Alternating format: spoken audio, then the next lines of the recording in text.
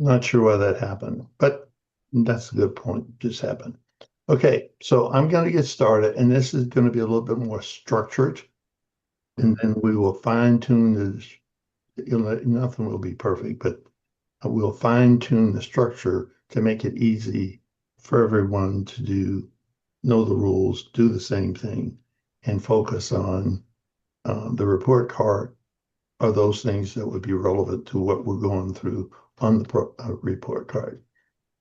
So I will start the process, and it is okay doing the presentation to ask a question about what I'm presenting because that makes it keeps it grassroots and it keeps it real. Okay, so Okay. that's not a problem.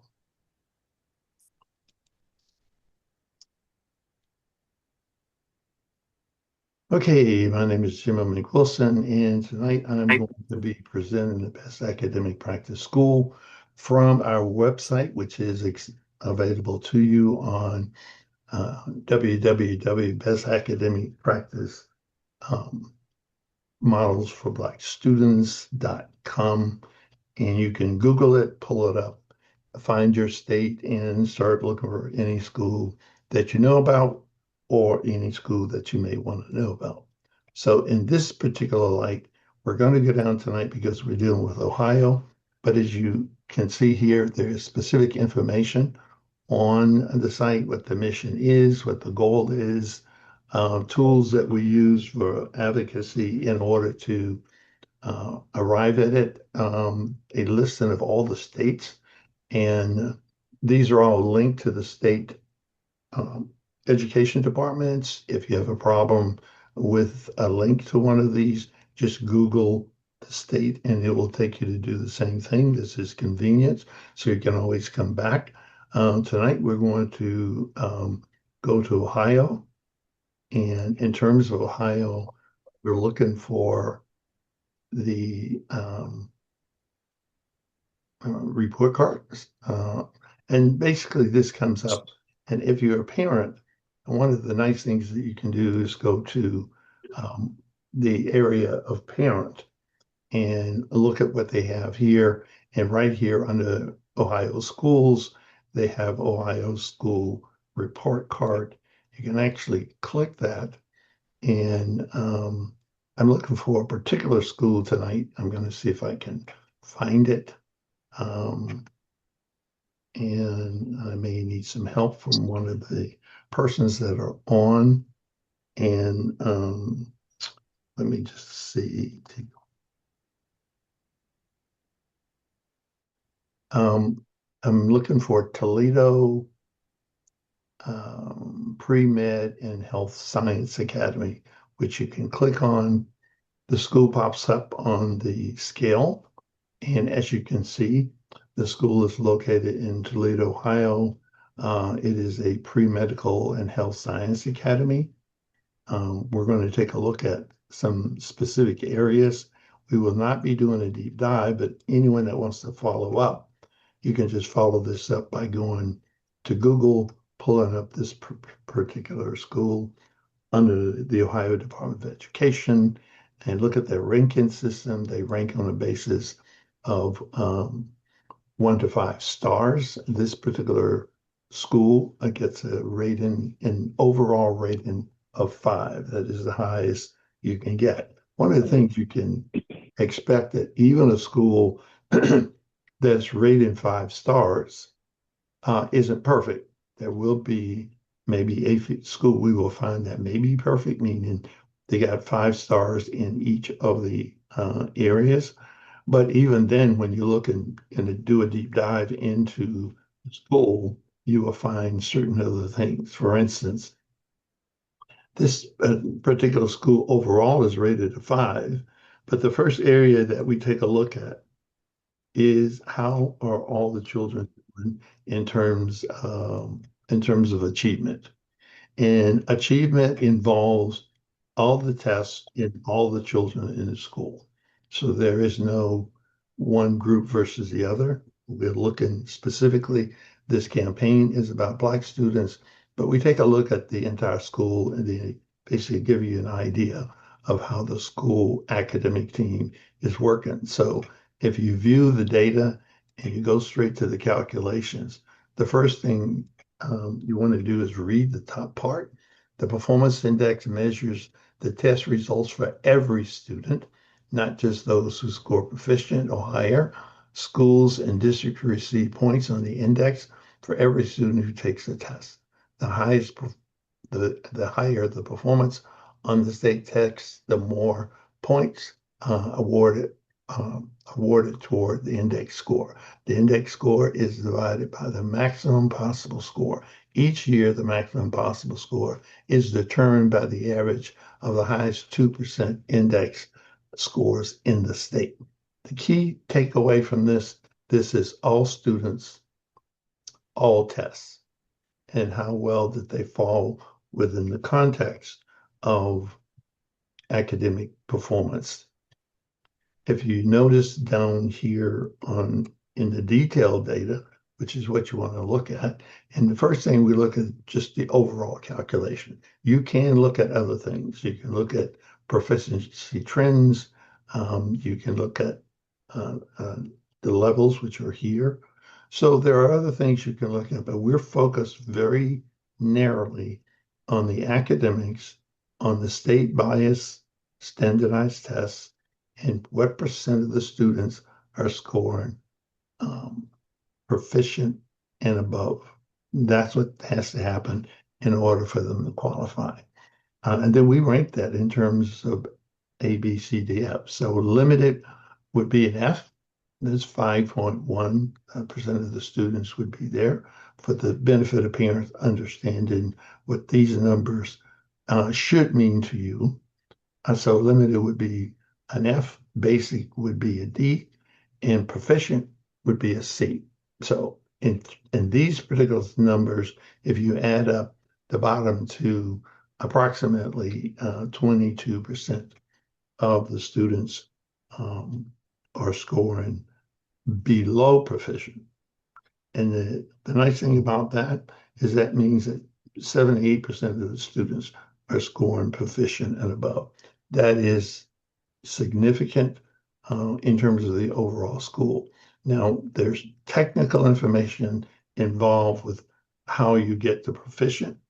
In Ohio, we've already looked at those numbers, and those proficient is the scale score of about 700. And that's for all the students. So again, we're dealing with all students. So if you ask a question in these times, when people are targeting Black students specifically for failure, and people being starting with the President of the United States on down, you want to know that there are educators, even under duress, who are able to educate our children according to the state standard, proficient and above. You can also look on the right-hand side over here and look by subject in terms of proficiency in seventh grade English language arts and seventh grade mathematics. 95% were proficient, 70% in math at the seventh grade level, the eighth grade level, 81% in terms of English language arts, 47% in terms of mathematics, and 77% in science. And at the high school level, again, these are looking at the school as a whole. You can get each one of these for algebra, government, U.S. history, biology. So on this page for all the students, you're looking at a school that has a pretty good foundation for moving forward. There's still room to improve, and there's going to be room to improve. But the fact of the matter is, this school on point for where we want to go. You go back to the home, and you'll notice here in achievement, it is a 4-star, not a 5-star. And the only reason for that is that the 22% of students that were in the D and F category.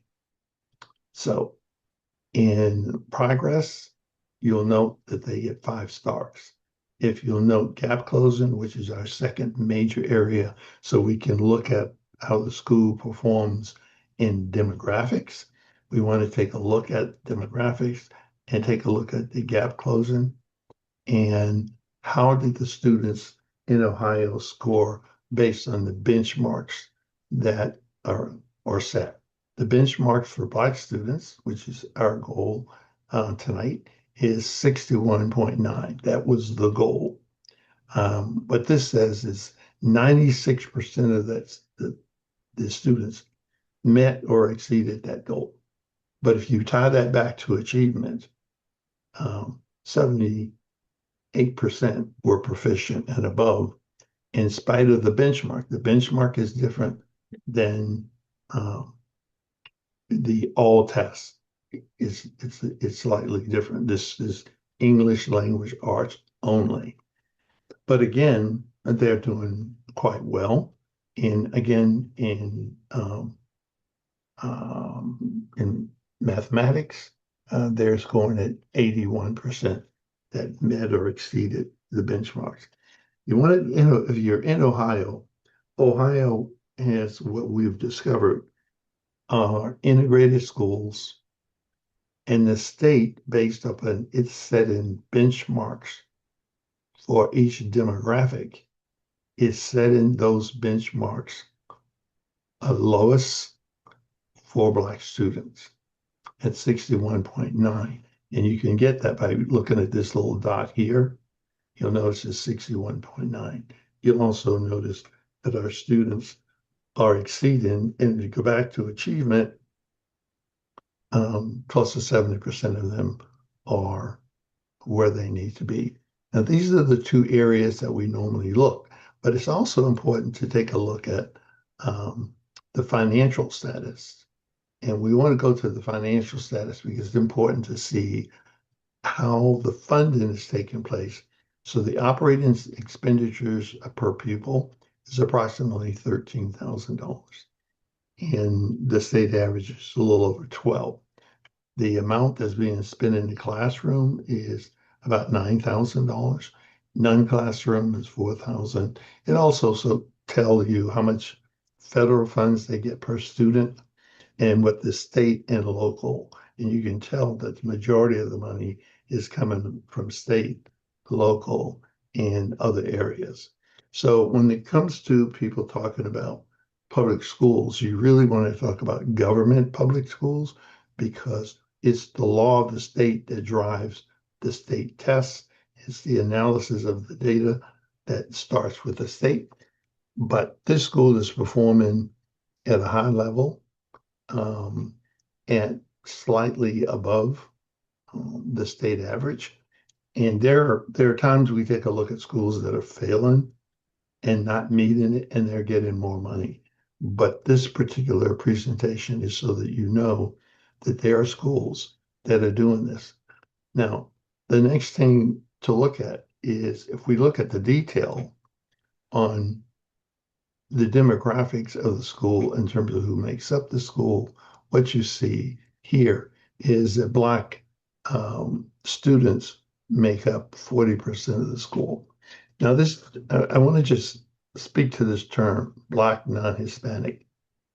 That's a government term because in the Hispanic world, and this number up here, there are a lot of Black African Hispanic students. So we won't be getting into it tonight, but this is a segregation piece by the federal government, not necessarily by the school. The school every year gets a document from the Office of Management and Budget and tells them who qualifies as Hispanic or multiracial or white or Asian. That's kind of where that comes from. But there's an interesting piece I'd like to state about this. This is a binary problem within the United States in terms of race and racism. And the way you know that is if you take a look at all of these particular categories, there are only two in color, according to the state. black, and white. Everything else is ethnically named: Asian, Pacific Islanders, American Indian, Alaskan Natives, um, multiracial. So the system in and of itself from day one tells you how they look at who should be at the bottom and who should be at the top. Number one, by their expectations. And even when they set up benchmarks in the school system, you have to check how they set up the benchmarks, because this benchmarks will tell you what the expectation is for each of these categories. And in all of these categories, that there is a group 9.5 times out of 10, the black group's on the bottom. So that's our bellwether, because a rising tide raises all boats higher. And the higher black students achieve, the better off all other students are, because 9 times out of 10, they go up and they stay up. So it's always nice to know. You can also take a look here at the teachers and what type of teachers they have. We won't go into this tonight, but their evaluation, whether they are accomplished, whether they are skilled, or whether they're not skilled. I think the lowest category here is not complete or ineffective, and most or developing. And most of these teachers, as you can see by the outcome, are accomplished or skilled, being an overall 5-point student. So I want to go back to the overall uh, scoreboard for this particular school overall. And again, one of the things we do to make sure that we identify the school, we verify the data, we validate the data, and authenticate the data based strictly on the fact that we are inside the state's website. We do not put up numbers. We go through the numbers, state what the numbers are, and see if they meet our criteria. Our criteria is simple: 50% or more of Black students should be proficient or above. Some people say that's a low score. But if you think in terms of median salary, that's the median in terms of proficiency. And you can kind of look that up and it'll explain it to you. So again, Toledo Pre-Medical and Health Science Academy is in Toledo, Ohio. If you're interested in how they do what they do, or if you're in a school in Ohio and you want to recommend a school where students are doing well, specifically Black students, this particular school, 40% of the students are Black. So as you can see across the board, they're doing very well, and that's important. So, any questions or comments from the team about Toledo Pre-Medical and Health Science Academy? I have a I have one question. How many students are on free lunch? Okay, let's take a look Free at the and details. free and reduced. Yeah, let's go back to details. The school is 99.7% poverty driven, according to the way the government says it. If they're on free and reduced lunch, they're classified as a high poverty school, and they're at 99.7% out of 100. All right, thank you. Okay. Any other questions?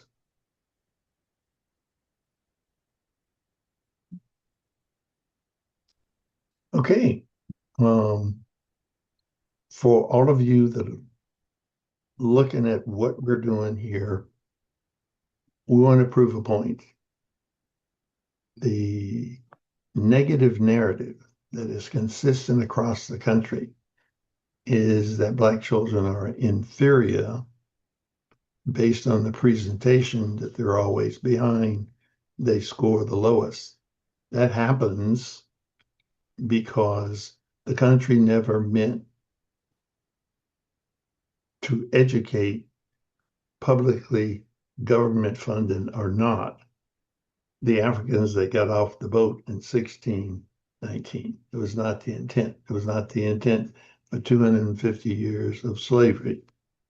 And I would dare to say it is not the intent now to educate Black children at the highest level possible, to remove all barriers, to make sure the support's in place, and that there are qualified egalitarian educators who simply want to educate all children.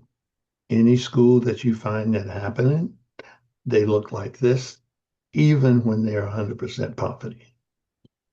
So with that, I hope this will help you do your own research, look at your own school report card, and then have something to match up and understand what we're trying, what's been attempted across the board in terms of what we're doing. This again, this is in Ohio school. This is the Ohio Department of Education website. We went directly through the website in order to find the school that we were looking for. And we came directly through our best academic practice models for Black students, which again, you can Google best academic practice models for Black students. You can find out what this is all about, what the mission is, what the goal is, and also what tools we're using to justify the 14th Amendment, the U.S. Supreme Court decision, Brown v. Board of Education, the education for the disadvantaged, education in Title VI, as they are trying to get rid of. And all of these are tools on the network that you can click into and learn something about what we're doing. But our baseline is pretty straightforward. Recruit as many people as possible, parents, family members, students, that can positively talk about what is taking place around your state that is positive for students, positive for teachers, and positive for parents and their families. Mr. Matt Wilson. Yes. So at this point, to go through this process, to have these discussions, what is the cost? Costs, this is built to cost nothing except time. If you're interested in our children, if you are prepared to spend 60 minutes in a week, you can do all this. If you're prepared to advocate for our children, there's a central place that you can reach from anywhere in the world. So if you're traveling, if you're living abroad, and you want a measurement and you want to understand the system, 90% of the parents would not know about this data, how to get to the data. And our goal is to make sure that the parent, the student, the family member know where it is. And for teachers who are looking to find examples of where a high poverty school is achieving at the highest level on biased academic state tests, this would be the place to go. Okay. Question. Yes. The headers, are these where it has home at the top? Is this where you go to click, or do I click on join and make a difference? For anyone that wants to make a difference and get additional information, you can do all of the above. Okay. The key is to make the information available. The difference is to get the word out. The difference, the objective is to get us talking about what works so we can compare it to what is not working and make recommendations to schools that are underperforming, that they may look at some of the schools that are performing and to advocate for whatever it is that that school is doing to get our children in this system where we believe they should be. And that's getting the best education possible. Okay, any other questions?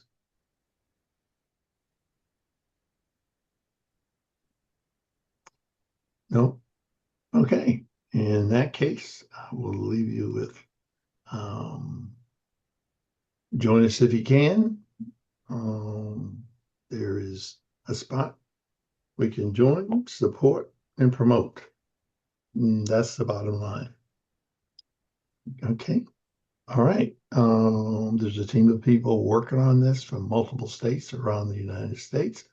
And thank you very much. Okay. Good night, everybody. Darla, you want to give us our inspiration for the night?